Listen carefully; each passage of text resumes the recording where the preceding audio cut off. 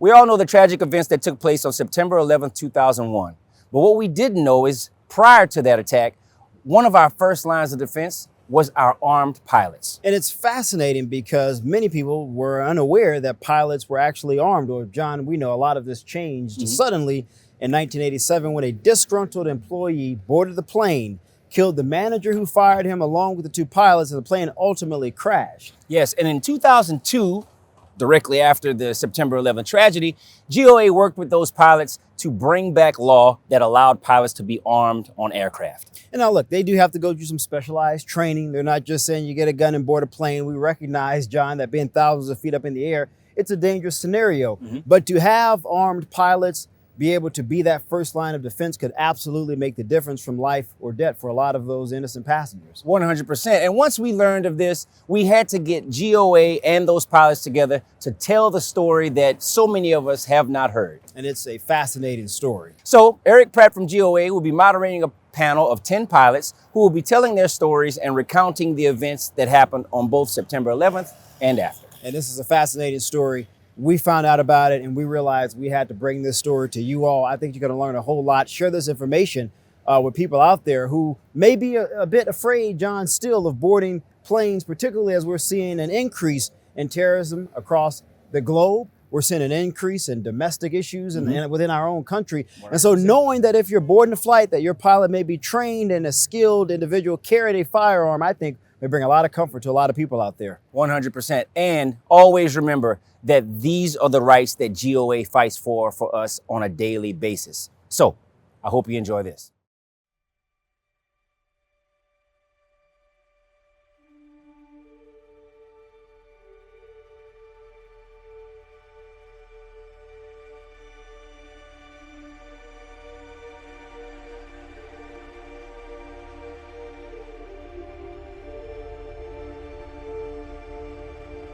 One of the things that's interesting to know and important to know is that airline pilots were always armed from the earliest days of commercial aviation, the dawn of commercial aviation, all the way through 1987. And on January 1st of 1988, pilots were disarmed.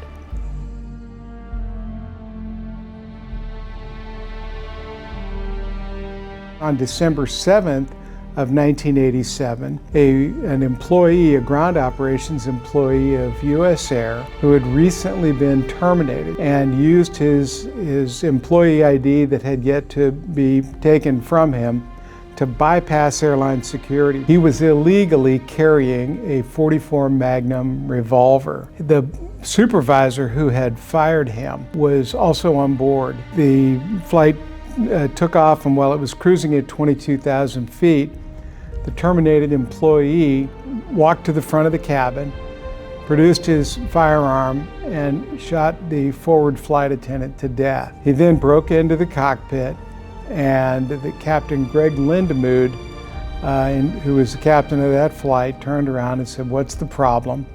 And the murderer said, "I'm the problem." He then executed both pilots, shot them both to death. He then disconnected the autopilot, and through some what we call the controlled disconnects, he was able to put this aircraft into a 70-degree dive. Everyone, of course, was killed when the airplane crashed into the Santa Lucia Mountains of San Francisco. How did the FAA respond to that? They said that from now on, all airline employees are going to be required to go through security so somebody can't bring a gun on board. The airlines complained and said that's unworkable because ground operations employees are constantly going back and forth between the secure and the non-secure side. So the FAA relented and said, okay, only the flight crews need to go through. The people in the cockpit who might have had a chance, but if they had been armed, they could have used their weapons to defend themselves and their passengers.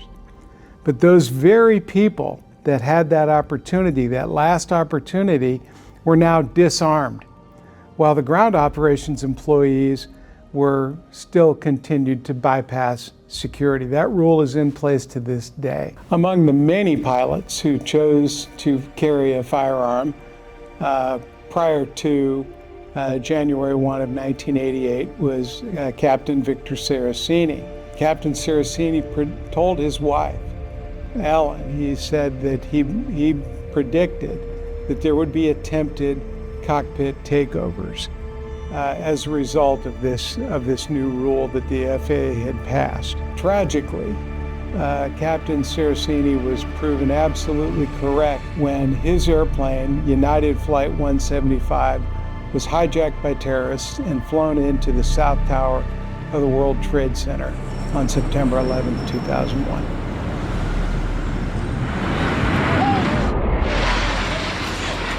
Gun control was the cause of the September 11, 2001 attacks.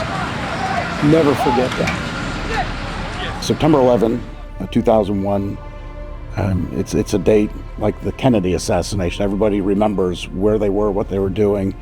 And I was about to get on the highway to go to Capitol Hill for a meeting when I heard the news. And so I detoured to our office. And like the rest of the country was watching the news, I was in Larry Pratt's office. He was the executive director of GOA at the time. And I remember vividly, after the first tower had fell, but before the second one did, Larry looked up and said, if those pilots had been armed, this would not have happened. And from that very moment, GOA began working on legislation to arm commercial airline pilots in defense of terrorism. I banded together with a group of like-minded airline pilots, and there were many of us all over the country who were thinking the same things. Between the Gun Owners of America and Diana Bannister in Shirley and Bannister Public Affairs, they opened up a lot of doors for us. We met with a lot of people, a lot of staffers, a lot of congressmen and senators themselves, and we told them about the common sense value of arming pilots as a last line of defense.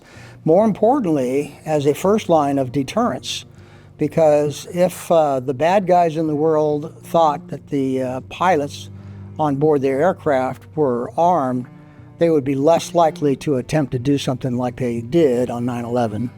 And what we're looking at, and what people were still trying to grasp, was the paradigm shift in thinking on airline security and hijacking threats. There is no other answer to the force of the lethal threat that these terrorists would pose, other than to meet it with up to and including lethal force. When we first started the project with the pilots, there were many people who were skeptical that it could be done. We had the Bush administration was against it. Even some members of Congress who we would normally think Second Amendment type people would be in favor of it, they were opposed to it as well. You know, we have to give all credit to Gun Owners of America and others in the Second Amendment community. It was all a team effort, really. There were pilots from every different airline. There were also organizations who were helpful, and of course members of Congress trying to do that. Brian Darling on the Hill. We had Bob Smith and Conrad Burns and others who were really behind this. But of course, in the end, we get Barbara Boxer as the co-sponsor. In the fall of 2001, we worked to get a provision in the bill that created the Transportation Security Administration that allowed pilots to be armed under certain conditions. Unfortunately, in April of 2002, John McGaugh, who was head of the TSA at the time, decided to stop the program. He was empowered by law to stop the program. So we worked towards putting a provision in the bill that ended up creating the Department of Homeland Security that ended up arming pilots and created the FFDO program, the Federal Flight Deck Officers Program. Tracy Price and a number of pilots were instrumental in putting together an organization, and we ended up linking them up with Gun Owners of America, who played an instructive role in getting this legislation across the finish line. We worked very closely with Gun Owners of America to put together the legislation and a strategy, and they were very helpful in getting their membership to call staffers and members of Congress to get this legislation moving. So there was a huge public relations campaign, and Gun Owners of America was critical in getting people activated to contact the members of Congress to show that the American people wanted their pilots to be armed. It took about 2 years, or very close to 2 years, to get this legislation through Congress. It was an enormous amount of work for us, for GOA, and for a large group of airline pilots and many wonderful, good people in Congress who supported us and helped us. Today, 22 years after the signing of the Arming Pilots Against Terrorism Act of 2002, John Velleco and Eric Pratt of Gun Owners of America have invited all of us who participated in this effort to get together, talk about the work that we all did together, talk about the amazing success of the Arming Pilots program and how successful, how safe, and how cost-effective this program has been. Well, I want to thank you all for being here, and we're going to talk about the fight to arm pilots, but why don't we start by introducing ourselves, so we'll start over here. Okay, yeah, my name's Bob Lambert. I was the captain for a major airline on 9/11. I was one of the founding members of the Airline Pilot Security Alliance, which helped pick out the cockpit. Philip Beal. I, too, was a captain for a major carrier on the 9/11 event, and was also in a leadership position with the Allied Pilots Association, where we took a lead role in establishing the Federal Flight Deck Officer Program. And I'm Al Aitken. I was the chairman of the Washington domicile for American Airlines. And along with Phil Beal here, we organized the Committee for the Armed Defense of the Cockpit with the Allied Pilots Association, and we worked towards arming pilots. I'm Tracy Price. I'm also on 9/11. I was an airline captain, and along with Bob and Scott and some other good men, I was among the founders of the Airline Pilots Security Alliance, and we worked with Allied Pilots Association to get pilots armed. My name is Scott Lewis. I was also an airline captain on 9/11, and I worked with Bob here and Tracy as a co-founder of the Airline Pilots Security Alliance, and enjoyed working with the Allied Pilots people to arm pilots. Leon Lalagian. I was a first officer on 9/11. I was involved with my security committee at my pilot group. I created a cockpit defense security committee. Started working right away. I'm from New Hampshire, so Bob Smith was my senator, and got to meet Brian Darling and rolled up sleeves and started working. I'm Robert Sprock. I was a first officer on September 11th, 2001, and I was also vice chairman in Miami for the Allied Pilots Association with Phil and Al. Brian Darling, former general counsel for Senator Bob Smith from New Hampshire. Senator Smith was the chief advocate in the Senate for arming pilots. So just to set the stage in terms of timeline, obviously on 9/11, pilots were not armed, but up through the 80s, into the late 80s, pilots could be armed. So what changed? On December 7th of 1987, there was a PSA flight. They had merged with U.S. Air, so it was Flight 1771 that was hijacked by a former PSA. He had been fired, a former PSA employee who worked in ground operations. And he boarded that airplane illegally with a 44 Magnum revolver, and he shot a flight attendant, executed both pilots, and the airplane ended up obviously crashing, killing everybody on board. And the response of the FAA to that killing was to mandate that all pilots, only pilots and flight attendants, not ground ops employees, go through security screening every time they went from the non-secure side to the secure side of the airport. And that effectively, there were lots of pilots that carried firearms in their flight bags But that ended that once that requirement, and that was effective January 1 of 1988. Ironically enough, if I could follow on to that, in what continues to be a trend, I believe, with many of the bureaucratic agencies involved in aviation and security, the rule that you had to be screened was so long as you walked up to the screening device, you couldn't bypass it. But if there was a door over there that you could go through and you could go around it, you could do that. So it's mostly about optics rather than effectiveness. I want to add complacency led to August of 2001. Then FAA Administrator Jane Garvey struck the provision from the books that really required us to have a law, because it now was no longer a regulation allowing pilots to be armed.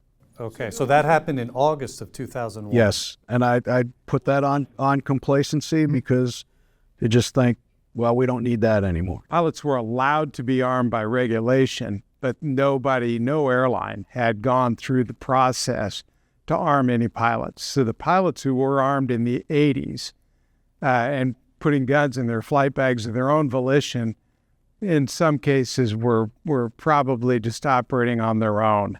And there were large numbers of them. I can remember flying with captains. I was first officer back then. And I can remember flying with captains who had a revolver or some kind of a firearm in their flight bag. So with that absent, then what would have been the protocol for how to deal with a hijacking? Comply. So comply was what was the protocol in every single plane on 9/11? Industry standard. Industry standard. They chose to accommodate evil instead of resisting evil. Well said. So what started then the effort to bring guns back onto the plane? What launched that effort? It was a paradigm shift. I mean, before we were going to negotiate with the terrorists, but then when we saw on 9/11 what they would do, then we knew we had to confront evil. And it was just common sense to all of us sitting here on these benches to arm pilots so that prevent them from taking over the airplane and using it as a weapon of mass destruction. It was no longer about killing a few hundred people on a plane. It was about killing thousands of people on the ground. And the regulation that we spoke about that was taken out of the books began to be taken out of the books about the time that we had intel that there was going to be a hijacking operation by terrorists. That effort continued after 9/11. So that regulation didn't get completely taken off the books until I think it was October of 2001. So, well, let's talk about that then. So here the effort is underway. You guys are backing this. What were the hurdles to getting, because obviously legislation was going to be needed, so what were the hurdles to getting armed pilots legislation passed? I think you need to understand that there were parallel efforts happening at the same time. Allied Pilots Association was involved. ALPA was sort of involved, but a little bit wondering what they were going to do. There was another organization just forming, the Airline Pilot Security Alliance, APSA, with Tracy Price and Bob Lambert and a fellow named Bob Guida, if I remember his name correctly. So we knew there were a lot of efforts happening sort of in the same direction and in parallel. And it was a little while before we actually merged our efforts together. And that's when we really started making ground. Great. And then, in terms of, talk a little bit about some of the hurdles that you started facing. I think the biggest hurdle was when the TSA was formed, you had top people in the TSA all the way up to executive branch that were really very obviously not on board with that type of program. They wanted to handle it in-house on trying to get people stopped on the ground. And their thinking was, why would he introduce weapons into the airplane when we're trying to keep them out of the airplane on the ground? So this is what they were thinking, in my opinion, about not letting pilots have firearms in the cockpit. Let's take a step back. So Congress was motivated to do something. And initially, they wanted to create a giant bureaucracy to, increase screening and do a lot of things. And initially, arming pilots was not even mentioned. It was not even on the table. This is something that was pushed by pilots and forced into the conversation during the debate that ended up resulting in the creation of the Transportation Security Administration.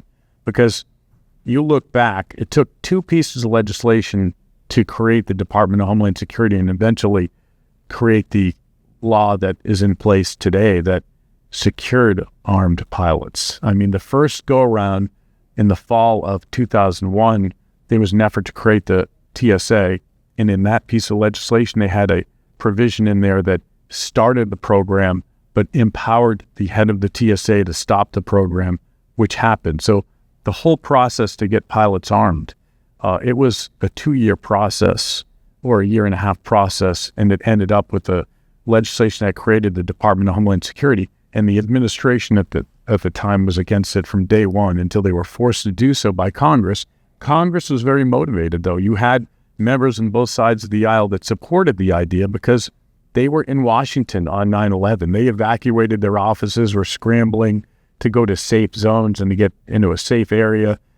Subsequent to that, there was another evacuation when there was another airplane that came into the airspace, and it motivated members, and even members who were Democrats who weren't predisposed to be pro-gun, to support this idea, which ended up having a great deal of support in Congress. But initially, this was not on the table at all. It was forced into the conversation by pilots who understood that this was the most effective way to protect the cockpit against terrorists. And by the way, it was Brian Darling that really headed up the effort on the legislative side. He was the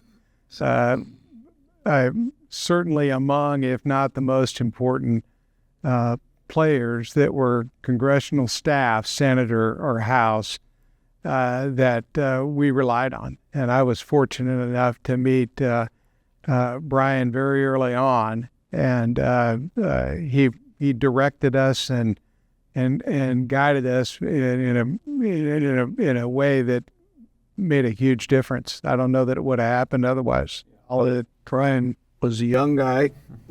Yeah, highly energetic. It was really funny. Highly energetic guy, but most importantly, extremely knowledgeable guy. Yeah.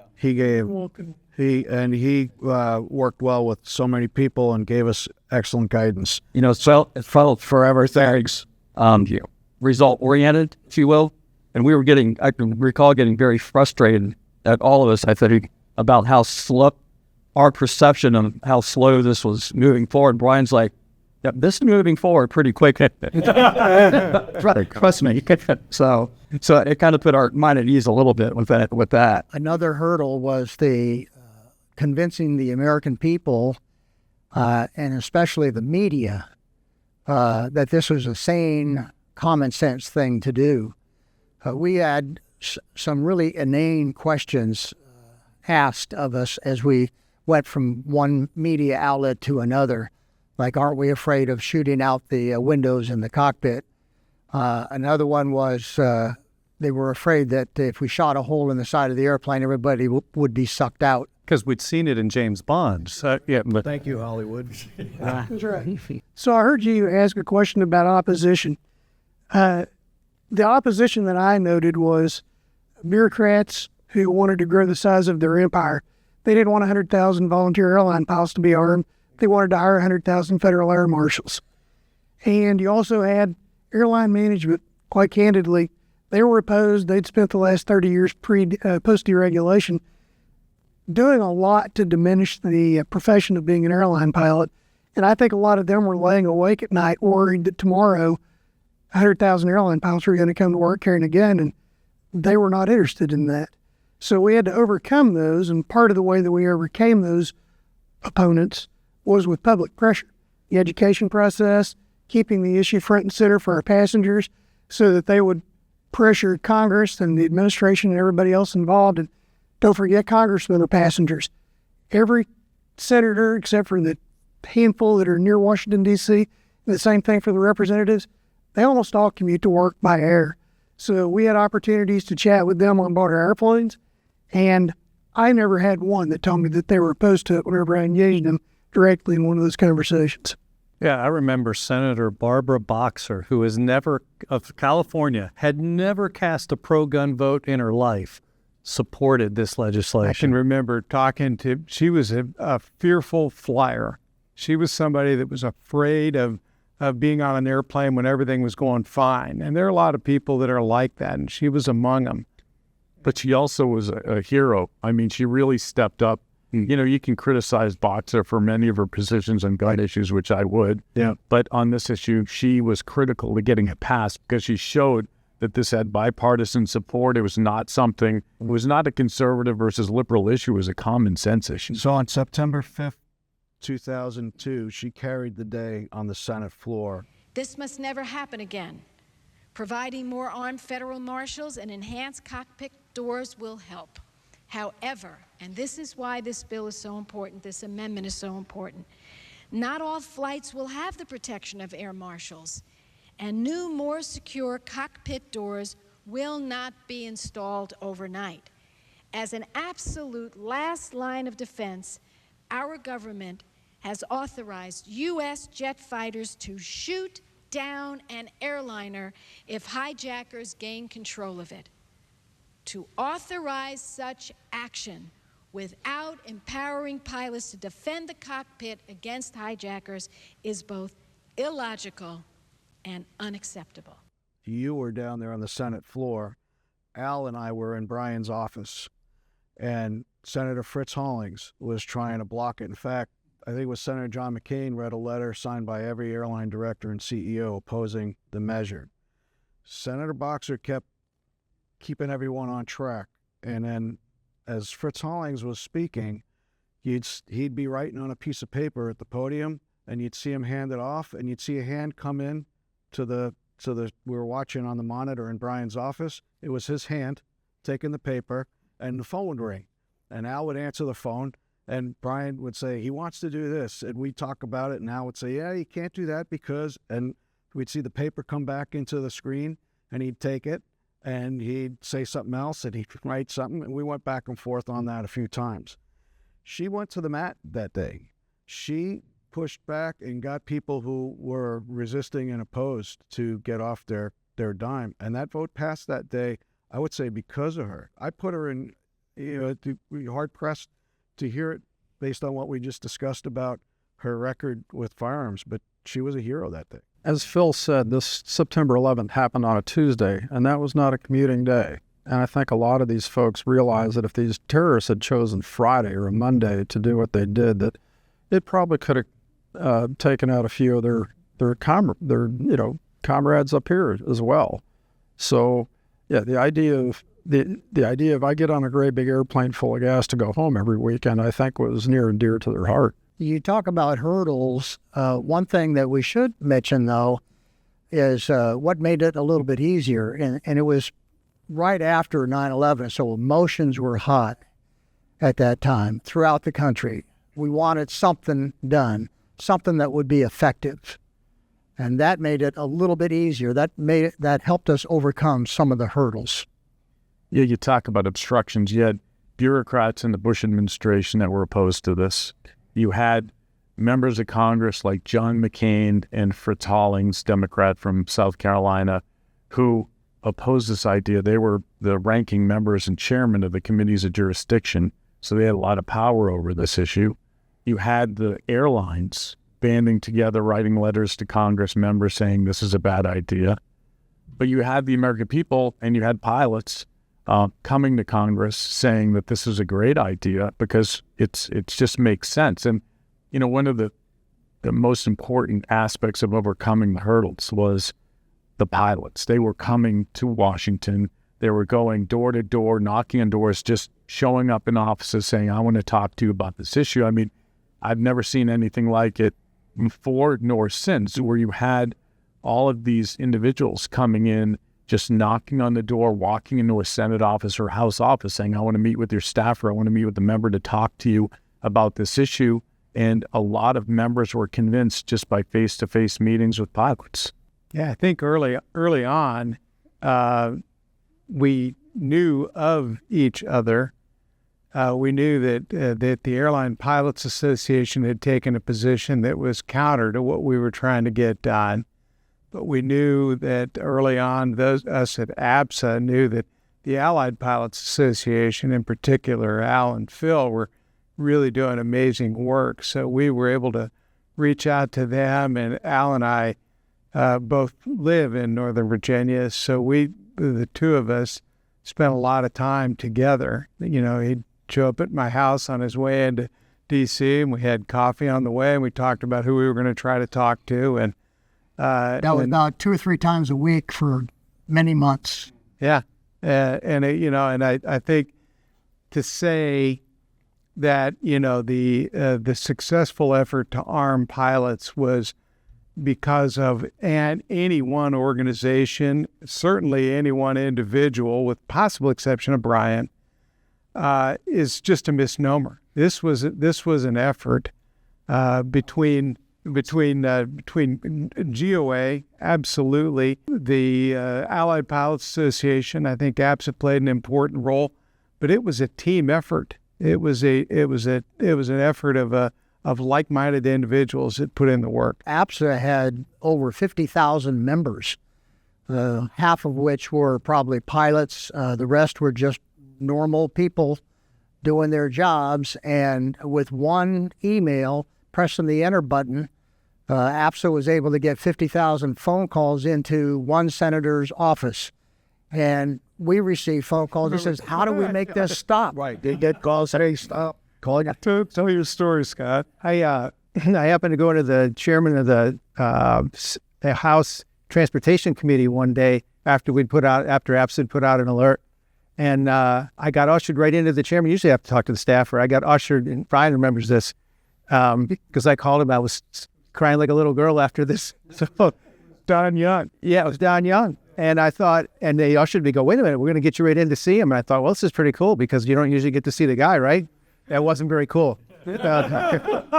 So he read me the riot act up and down. They couldn't use their phones for 2 days. They couldn't call out.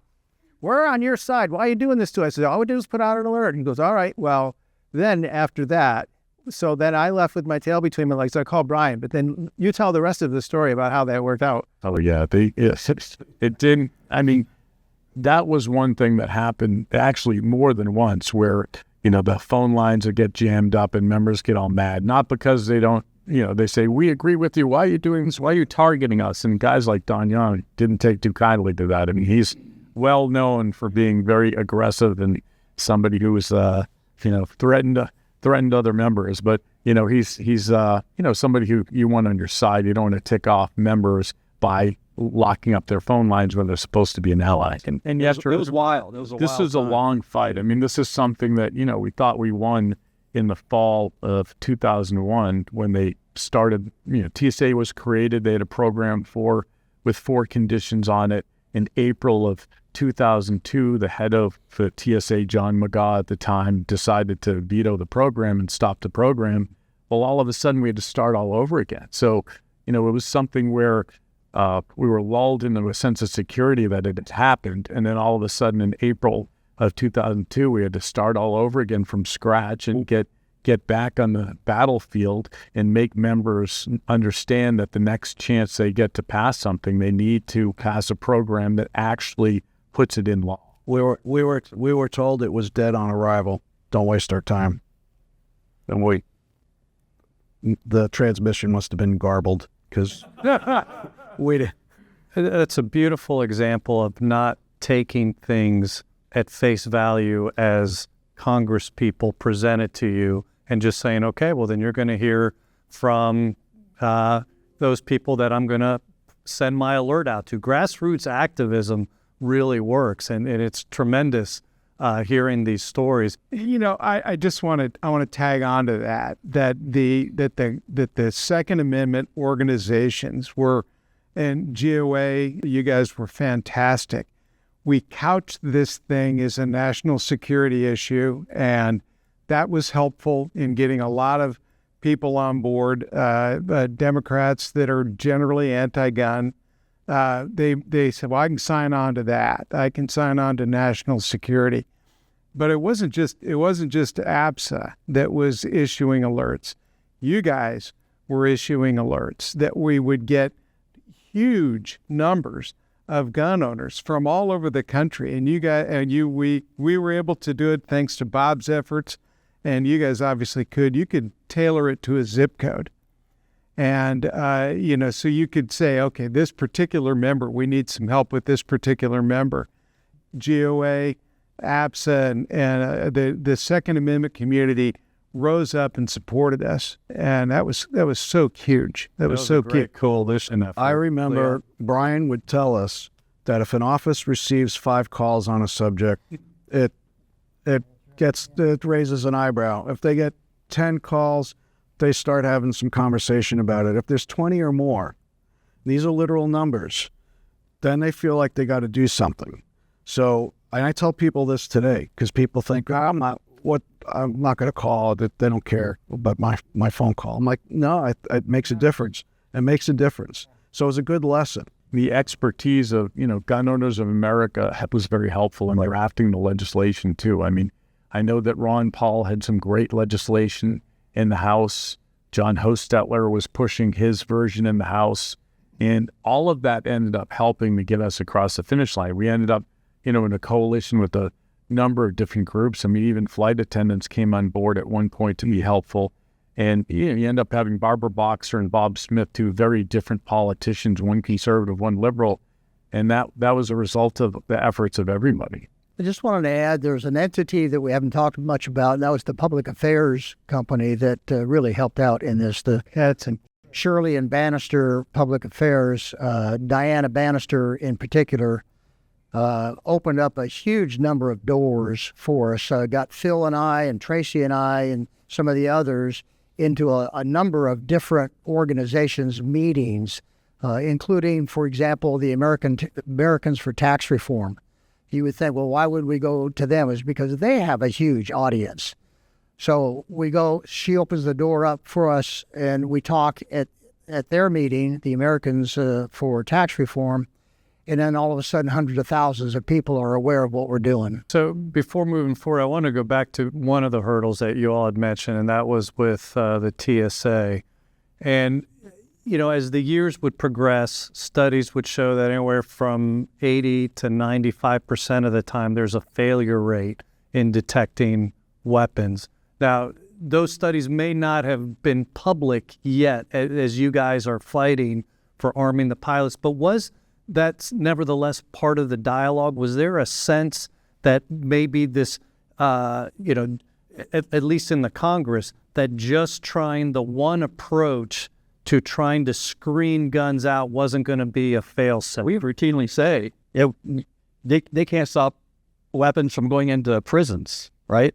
So, it's the same thing. How are they going to stop all weapons from getting on an airplane? And even post 9/11, after everything was supposedly tightened up, weapons were still being found, abandoned out in airplanes, stuck under a seat somewhere, that had been brought on the airplane illicitly somehow.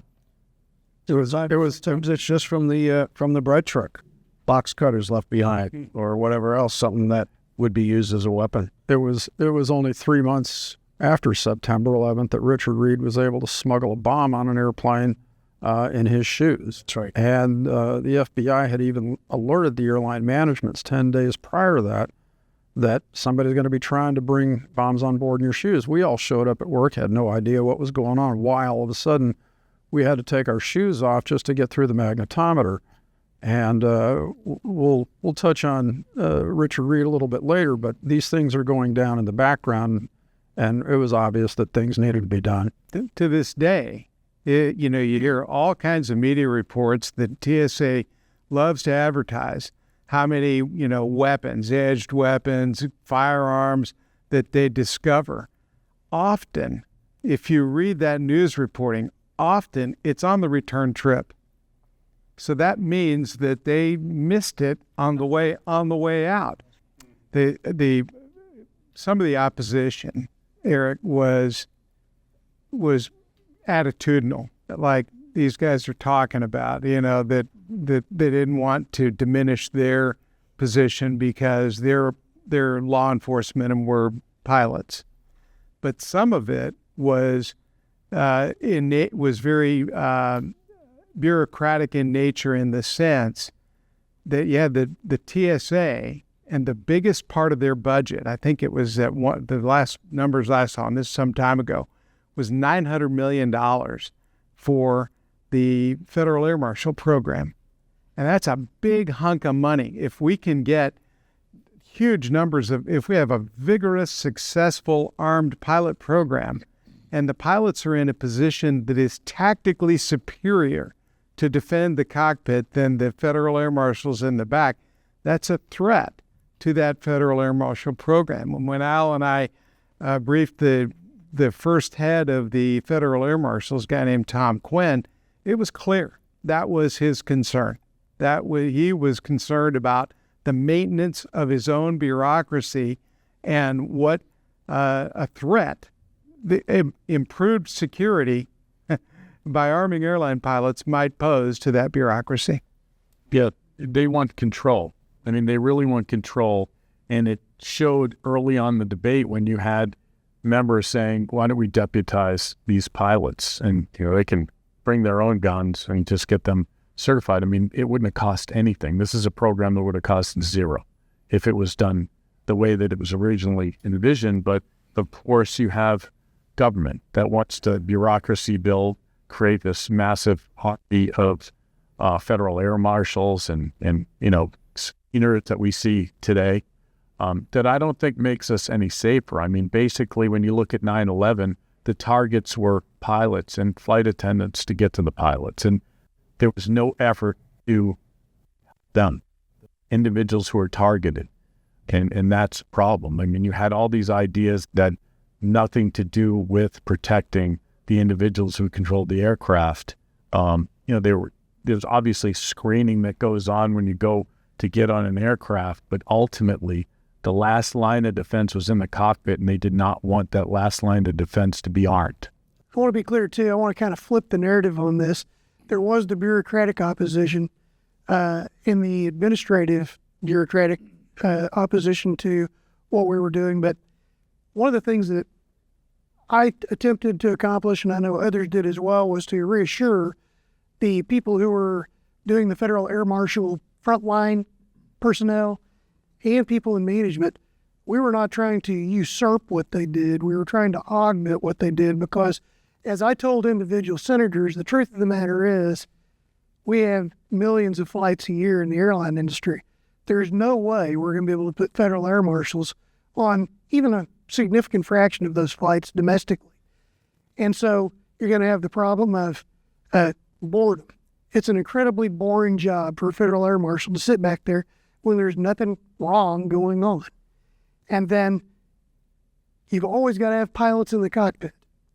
And then you've got the taxpayers who can't afford to hire all these hundreds of thousands of federal air marshals. You got to strike a balance. What the taxpayers can afford to do, and what we did was we provided a very common sense and economical path to augment federal air marshals who, people who are federal flight deck officers today, they're partnered with FAMs. They're supervised by FAMs. They train with FAMs. They qualify at FAM facilities. And so I want to make sure that we make a clear distinction that the bureaucratic inertia to oppose the federal flight deck officer program stand-up was a lot of times born of ignorance. And I think today what's been discovered is we're very effective, we're very cost-effective, and I suspect that if you talk to people in the FAM program and at the highest levels of management, they would say it's been a success. So to that, we've talked about a lot of the hurdles and the opposition. Where have you seen people now basically converting and saying, you know what, this is a good program, and so the thinking changing and people now supporting it in either the other airline associations or in TSA or FAA? I mean, describe where you've seen some of the change in thinking. We heard all kinds of really irresponsible suppositions about all these things that might happen if we were armed. We might get mad and shoot each other. But time has proven that those concerns were really ill-founded. We've had, the numbers are closely held, but huge numbers of airline pilots carrying guns for 20 plus years now. And the number of problems is minuscule. They are minuscule. We've got an extremely successful, amazingly safe, and as Phil said, an incredibly cost-effective deterrent. So that just the passage of time and the success of the program, and it turns out pilots are pretty responsible people that you can kind of count on to, show up when they say they'll show up and be level-headed and do their job and respond to emergency situations properly. That's what we're all trained to do. It turns out that I think that in itself has changed a lot of minds. I think the people look at it now and say, well, maybe some of that was a little bit overwrought. And that's a great point. I mean, in talking about the success, Tracy, you mentioned that there's been minuscule problems, but counterbalance that with how many planes have been hijacked since 9/11 and flown into buildings. That'd be zero. Yeah, that number would be zero. This was a paradigm shift, as Bryce pointed out and as Leon pointed out. This is a paradigm shift to help the crew, to arm pilots. And by the way, not only has there not been any problems, there are a tiny number of problems since arming pilots after 9/11, but pilots carried for decades, as we talked about earlier, without any problems. Pilots were not doing the silly things with firearms even before them. The paradigm prior to 9/11 was called the common strategy, which we talked about is everybody just give up and do whatever this hijacker tells you to do. Under that paradigm, 19, whatever you want to call these individuals, 19 individuals killed 2,977 people. 19 crazy people, barely armed, managed to kill 2,977, mostly Americans. When you got 19 crazy people, barely armed, can kill almost 3,000 of us, that's a rotten paradigm. We need to change it. So it's been incredibly successful. We haven't had any incidents.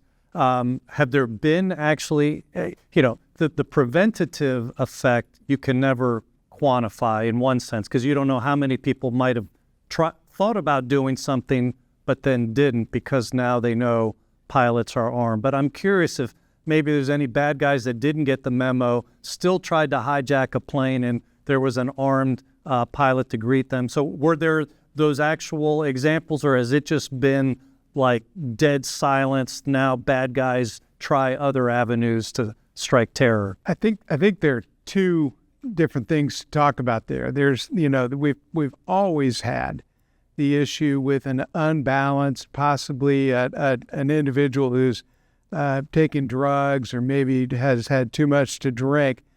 That individual has really never been a significant threat. Even before 9/11, passengers rose up to control that individual. And that still happens. You'll still hear about that occasionally. And that I don't want to make light of that. That's a serious problem when that happens. But it's nothing compared to a team of murderers who have spent the last year and a half training together to control a cabin full of strangers who've never met each other and take control of the airplane, murder the pilots, and fly it into a building. And that has not happened. So it's been incredibly successful. We've heard stories about converts. Are there still areas of resistance? Are there still attempts to try to overturn this or water it down? Remember that panel that we had with the Heritage Foundation? Yeah. And the reason we had that was because in the Obama administration, they were trying to cut the funding, I think, by half, if I remember correctly. You're right. That's... And we were back in town to try to talk about the program again and how successful it was and how cost-effective it was. Mike Carnes quoted numbers like about $15 per flight with an FFDO on board as opposed to $3,000 a flight with FAM. Yeah, the success of the program, the fact that it has been such an amazing deterrent is its own enemy. Because we haven't had this happen in 20 some odd years. We don't need to do this anymore. There's a few things that can be improved. again, kudos to the FBI when they came up with their cockpit protection program. The TSA was completely flat-footed. We had put in the legislation that it was to be enacted 90 days after the bill's passage, and the TSA had done nothing in preparation. In fact, they lobbied against the thing passing. So when the time came, they went to Congress and said, hey, we need more time to get ready for this. And Congress, to their credit, said, no, this is when you do it. So they ordered the FBI to hand over their program. That program, very good. The downside was TSA, in collaboration with airlines, bastardized it, and they had initially determined to make it so onerous pilots would not want to volunteer. So we literally heard that. Those were their own words. Those were from a TSA attorney. Al and I were at the implementation meetings of exactly how we're going to go about doing this. And we had a TSA attorney tell us, okay, congratulations, you got your law passed. But you know what? We're going to make this thing so cumbersome and so difficult for the end user, that would be the pilot, that nobody's going to volunteer. Now, having said that, the TSA has grown up a bureaucracy within the TSA that the maintenance of their bureaucracy does now depend upon a successful armed pilot program. So they've become a lot less adversarial towards the actual armed pilot that's out there flying along. It was something that Brian Darling predicted would probably occur. It's also another point. So one of the obstructions, too, was when it looked like we were going to win, at the last minute, there was an attempt to change the language of the law to use the word weapon instead of firearm, which would have allowed some flexibility with the administration to maybe use tasers, because there was a lot of talk about not giving pilots firearms. They wanted maybe tasers or something short of a firearm. And that was a last-minute fight that we won, and we ended up winning, but it was close. I mean, that could have really dramatically changed the program, but it's something, thankfully, that we fixed. And we had such a good success rate with the vote, too. I believe in the Senate, it was 87 in favor. 90-9 in the Senate, 1 abstain. And what that did was that made it veto-proof, and so the White House kind of had to get on board. They were same thing in the House. It was also veto-proof in the House. But yeah, it was we kind of got our point across. Yeah. So the Bush administration opposed us with tooth and nail. Everything they had, they threw everything they could at us to try to make sure this thing didn't happen. Once the veto-proof majority comes through, Al and I are sitting in the East Room because we got invited because Bush thought it was a great idea. So I got to add a story that kind of becomes an addendum to this whole thing. At the last minute, during the election break in 2002, the cargo lobby managed to get cargo pilots cut out of the legislation.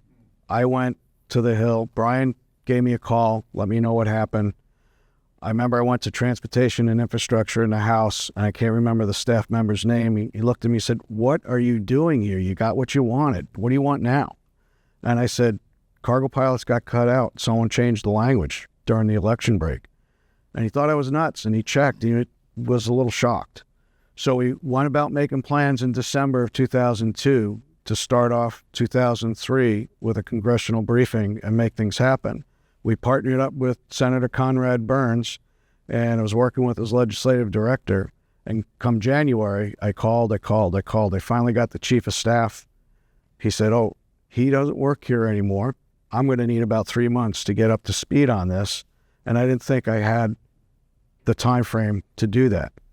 I got with Brian. There was another staff member, senior guy, David Schweeder. They helped me figure out how. I didn't have a sponsor now. I had to make my invitations as such that I could get people to come without the sponsor. They got me a room. I stayed up all night faxing invitations out, and 8 a.m. I started calling everyone. I sent an invitation. We had the briefing. I had a packed room. I spoke. Mark Flagg, who's not here. Mark is, these guys know, tragically lost his parents on 9/11 on Flight 77, the attack on the Pentagon. And then we had the fortune and honor to know there's an Israeli guy, Rafi Ron, who introduced behavior pattern recognition at Boston Logan Airport and through the country and other security measures. He spoke. So we had the attention of everybody. I had a line at the podium at the end of the briefing. The first guy standing in line was a guy named William Henderson, still works on the Hill, but he worked for Senator Jim Bunning at the time. And he just said, when you're done here, come see me in my office. And after we finished all the conversations, went up there, and he was sitting with his chief of staff, Dave Young, I think his name was, and they said, our boss wants to do this. And we had a great relationship that year. Senator Bunning was awesome. I wish he was still alive, because as a Hall of Fame baseball player, my son plays baseball now, I'd love those guys to meet. But he went to the mat for us. We tried to make some fixes to the problems we had with the first bill. But by the end of 2003, we had a second piece of legislation and put the thing back together, made it work. I got one more too I want to throw in here, and that was Al and I went and met with the Chief of Staff and Legislative Aide for Trent Lott. Trent Lott was the minority leader for the Republicans in the Senate. We'd started getting word that the legislation was getting legs, was the term they used, meaning it was probably going to wind up getting a vote the next couple of weeks. And so Al and I go in and meet with these two guys. We were set up to go do that. These guys were like, hey, we hear that your legislation is going to get legs in the next week or two. We wanted to chat with you guys about maybe a little tweak to the language. We'd like to be able to give airline management the prerogative on whether their pilots could participate or not. Al goes, well, just last week we were talking to Ivy League law school professor that we've contracted with to review our language and make sure everything was done well. He's an expert on everything to do in this whole topic. He said if we gave airline management that level of latitude back, all of the effort that we'd gone to with this legislation to indemnify the pilot participant and their air carrier employer would go right out the window, because they would be reintroducing their own liability if at the pilot level or at their whole airline they decided that they didn't want to participate. And I'll never forget the look on the Chief of Staff's face when he looked at that legislative aide alert and goes, oh my gosh, is that right? And the guy goes, wow, it sure is. And he goes, okay, I guess we're not going to be able to put that language in there. Al and I go out in the hall and just beat them at their own game. There were some sweet moments. Well, as one of millions of people who flies, I'm very grateful to you all for the effort that you put in, the personal time you took off. I mean, in doing this without pay and lobbying, and we're very grateful to you, and very grateful for you coming in to town today to tell your stories. And so, thank you very much. You've told it beautifully. I think this will be make for a real interesting story to tell. So thank you. Today, 23 years after 9/11, airline pilots have been rearmed for 22 years. Airline flying has never been safer. All of the predicted terrible consequences that would occur if airline pilots were carrying guns have not occurred. It's proven to be exceptionally safe, and airline flying has never been safer than it is now. There have been no repeated attempts at 9/11 style attacks on airliners since airline pilots have been rearmed. And we have Gun Owners of America, John Velleco, Eric Pratt, and all of the Second Amendment community that supports Gun Owners of America to thank. If you like this content, please like, share, comment, and subscribe. And make sure you support Gun Owners of America by visiting gunowners.org. They're continuously fighting for the Second Amendment. And also check out our future content and past content by visiting gunsoutTV.com. Make sure you subscribe to the newsletter, because that's where all the important information goes out. Let's go. And get some.